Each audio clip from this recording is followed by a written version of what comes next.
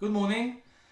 Wanted to have a look at 5 Zen teachings, Zen Buddhist teachings that can help you become a wiser and calmer person. If you're going through stresses in life at the moment, then Zen Buddhism can help you deal with these stresses and strains. So Zen teachings, right, can be profoundly useful to our well-being. We can often feel worried, angry, confused, and a whole number of unhealthy emotions that can keep us down, right, at various times in our day. So Zen teachings can help us deal and understand these emotions to make us much wiser and calmer individuals, right? So this is a process I'm going through at the moment in my life. I want to be calmer and less stressful. I lost my job a year ago. I found another job. My contract finished. Now I'm not working. I'm looking for work. So I'm all stressed out. I'm all anxious. What's going to happen? Oh no. How can I deal with this, right? What is Zen? Zen is a Japanese word that means emptiness, right? This meaning is the general foundation of Zen Buddhism, that life is generally and fundamentally empty. It has no meaning. This is not as bleak and negative as it may sound, right?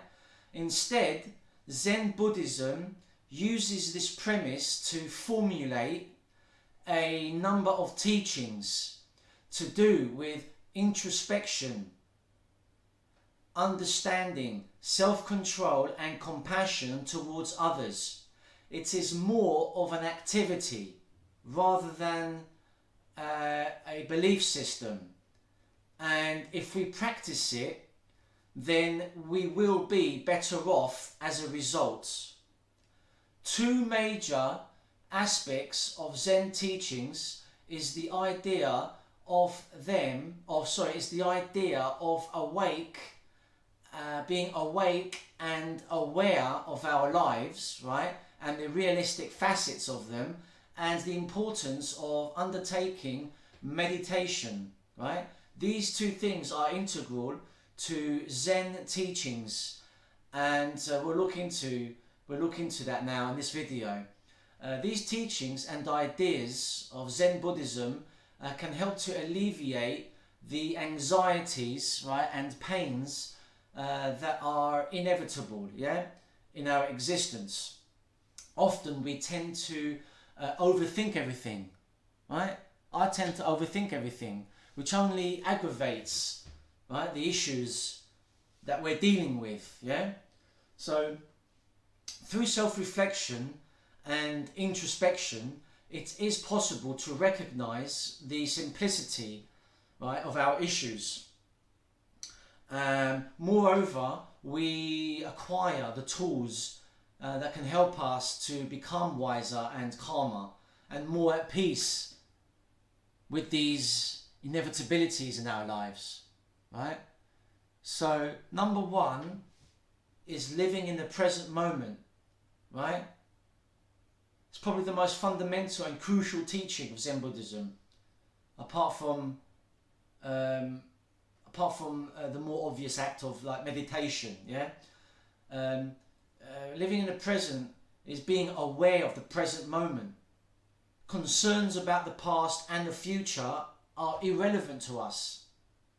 What really matters is an effort to focus on and heighten the present moment. Okay, this will in time help us quell and come to terms with the common worries and anxieties that we all deal with. So for example, do you worry if you'll be a success in your career in years to come? Do you deeply regret the past? Well, according to Zen Buddhism, this is futile, right? We cannot alter the past, or we cannot do anything about the future. So it's futile to even think about it. Our lives exist here and now and are what can be fully perceived and comprehended. This is the only thing that matters. And we should direct all our energy and focus towards this. We can only deal with our pains and sufferings by waking up to the fact that we live in the present.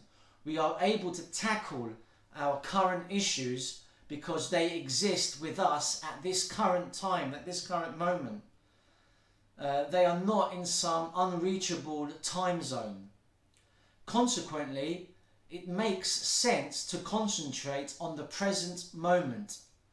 As a result, the likelihood is that we will worry a little less and generally become more peaceful. So that's the first teaching. The second teaching is the importance of meditation. Part of the way, technique or act of being awake to the present moment is through meditation. This practice is probably the most popular, well-known feature of Buddhism. Whenever somebody thinks about Buddhism, they automatically think about meditation.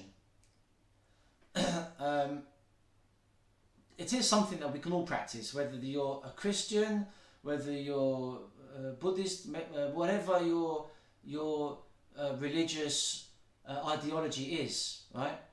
So by taking time to relax and turning off your thoughts or observing your thoughts for a period of time can provide you with momentary and lasting peace. It's important to have a quiet moment to yourself, right? If you're looking for answers that you're having trouble, if you're having trouble to deal with, we should take time to consider our lives, consider ourselves. There are many aspects of them that we can perceive and recognize, right? The idea is that we are questioning certain aspects of our lives. So, for example, our sufferings, right, and trying to resolve them. These are answers that are found in the very place that these questions come from, and that is our minds, our inner selves, our thoughts. The solutions to our problems are prevalent through deep and careful consideration of our personal experiences. Okay? We can change our mentality to improve our well-being. This can practically be done through a focus on slow and naturally flowing breathing, right? This allows the mind to clear so the focus can be given to these issues. It can be commonly known as searching for inner truths, right? However, this may seem too mystical or spiritual to some people. Therefore, a lot of people can find it difficult to engage with. Yet, meditation is not an exclusive activity. We all have the ability to empty our minds, to focus on the present moment, to relax, and to think carefully about what is bothering us. I personally believe, I've only been doing this now for a year and a half, it is very useful and important, this activity, to partaking regularly. So the more people that partake in this, the more people can deal with their stresses, the more people are happy, and the more happier the world is, right? The third Zen teaching is to understand our anger in order to be more compassionate towards others. So through self-reflection, introspection, we can understand our anger, right, in order to be compassionate towards others. And we can do this, right, by getting to the root of our anger and to recognize the cause of it. So a person can cultivate the awareness of the emotion of anger. Right? We can recognize it within ourselves. Therefore, it would be easier to spot in others. So remember, you have to observe the emotion in order to understand it. If you fight the emotion or bury it, it becomes more overwhelming. So in time, you will learn that the frustrations and anxieties you feel are in fact felt by everyone, right? So you're not alone. So thinking about these two things, okay, dealing with the root of the anger, understanding and observing the emotion, right, will help us to deal with our own sufferings and allow us to develop compassion towards others and their suffering, right? So this will help us develop the tools to sympathize and empathize with others. Okay, so it can help us deal with the fact that we're not alone in this. The fourth teaching is to accept that men are men, women are women, and nothing more. Alright, let me explain. Zen does not place any emphasis on some spiritual or higher power. Whether this is to give answers, explanations, or solutions to our problems. It fully accepts that men are men, women are women, and that we are all imperfect, complex, and often quite broken. And we should accept and recognize this. Very important. These teachings do not try to answer and solve large and complex questions about the world and our existence. It's probably because we don't really have at the moment the mental capacity, right, to do so, right? Also, it is not the most important thing to consider. What matters, according to Zen Teachings, is our understanding and well-being in the here and now of our own lives. This isn't being selfish. This is so that we can manage our sufferings and live in a more fulfilling way. Zen does not provide all the answers. It does not teach us what to think. Rather, keep this in mind, it teaches us how to think through awareness and meditation. So we should use the capacity of our minds to understand ourselves as human beings in the present moment, not giving time to try and deal with, harmful and existential concerns, in the outside world that can help to aggravate our current sufferings, to make us feel worse by trying to deal with too big a problems, right? So the fifth teaching in Zen Buddhism is understanding the impermanence of everything. It's perhaps the underlying root of many of our anxieties is the impermanent, temporal and ever-changing nature of our lives on this planet, right? We may worry a lot. I know I do, because we're growing older, right? And maybe as we get older, regrets about not capitalizing on opportunities that have passed us by, right? We can feel regret about that. Or we may feel anxious about the instability of our jobs, right? Or fear, the mortality of ourselves or our loved ones. So everything has a capacity to change, right? And fall apart, and everything will pass us by eventually, right? As a result, we may feel confused and angry at the impermanence of things in our daily lives. So we may struggle to understand the impermanence of our existence, right? So if you take up meditation and self-awareness, right, it is the best and perhaps only way to deal with such truths and inevitabilities, right? Recognize the impermanence of everything. So being aware of this fact will lessen and dampen the anxieties, right, that come up on a daily basis, right?